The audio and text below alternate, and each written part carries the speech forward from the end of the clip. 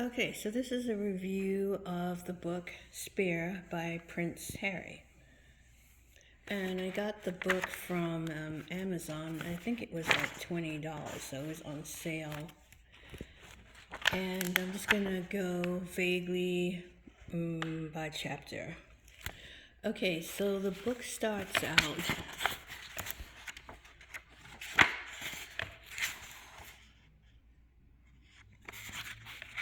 with the worst chapters of all in the first part, and that was kind of like an introduction into Harry's life, but it's written really badly. I mean, all I could think about is, and I don't think that was written by Prince Harry, but all I can think about is that I kept looking at words, thinking, is that spelt wrong? Or is that the way to correctly say it or phrase it? And maybe it was, maybe there was no mistakes, but it just seemed like it kept flipping between how an American would talk and how a British person would talk. That's just the impression I got. But overall, the first couple of chapters, I did not like at all. It made me wonder about the ghostwriter and who is this ghostwriter and is there a team of ghostwriters? But I did, well, I'll tell you at the end what I thought about the book in general.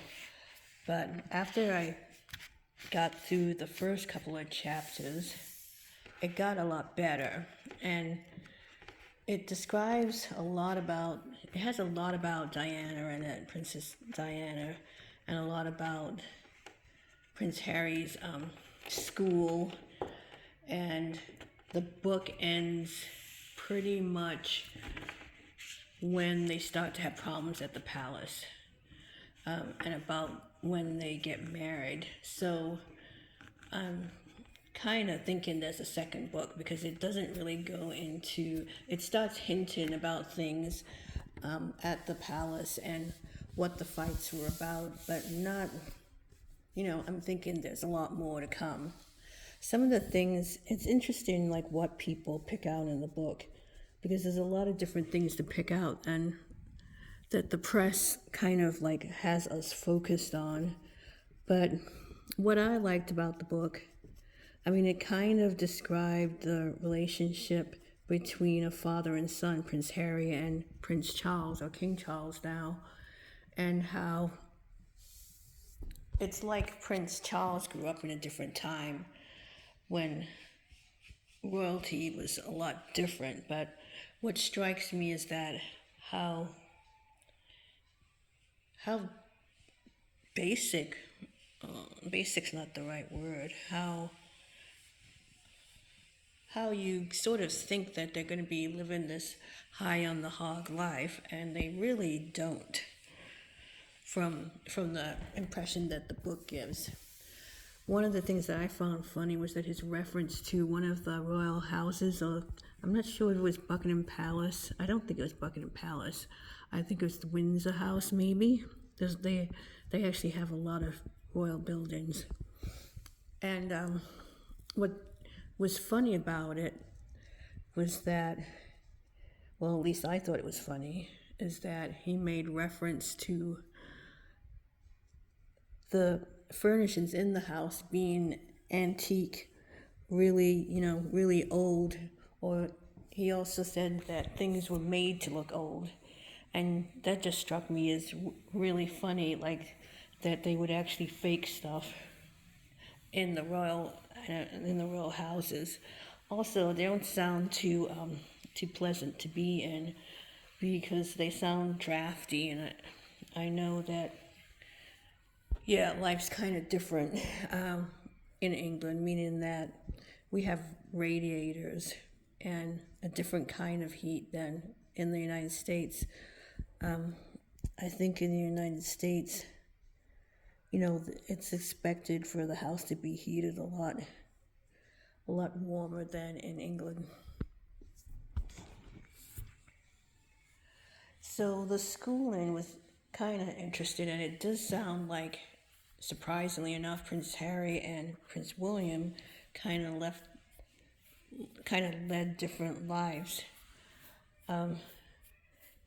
Prince Charles, or King Charles, is talked about a lot through the book, and really, I was expecting more of a negative presentation of him, but he seemed to try his best after Diana died with his sons, but he didn't really know how to communicate to them.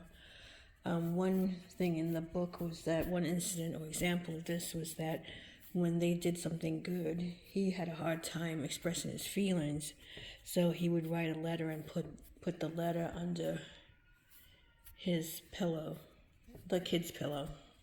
One thing I couldn't get used to was like the terms like the names that were in the book, for example, or what they called each other, sorry. Like, Prince Harry refers a lot to his father that called him Darling Harry, and I don't know, it was just really hard to get used to that, thinking of Prince Charles in those terms, but actually, the book actually makes him more human. Camilla, she didn't get a good presentation in the book. She kind of sounds kind of scheming. Is that a word? Scheming, yeah, that's the word. Sometimes I get even confused now under British terms and American terms, but I've been here a long time. Yeah, Camilla wasn't presented in the best of terms. There was a couple of instances where they figured out that it was her that was leaking things, but it sounded like they just thought this and didn't express this to anyone. And a lot of the chapters are about his time in the army. Was it the army? No, it wasn't the army. But anyway, a lot of the chapters are spent there. I didn't find those chapters as interesting, but that's just me. I think that some people would find it very interesting. And then towards the end, he talks a couple of times about relationships that he's had.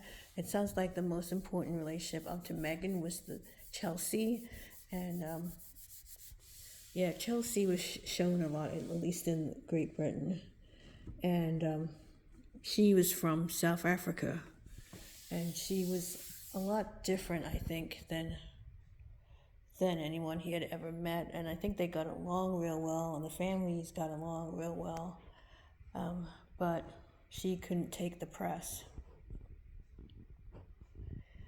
And there is like the beginning of the end, towards the end of the chapters, he talks a lot about Meghan and this and that, and about her being down to earth, and how they met.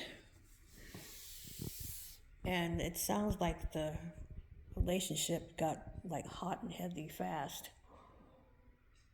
It doesn't really sound like they spent that much time before they decided to get married at all, but he was definitely taken with her.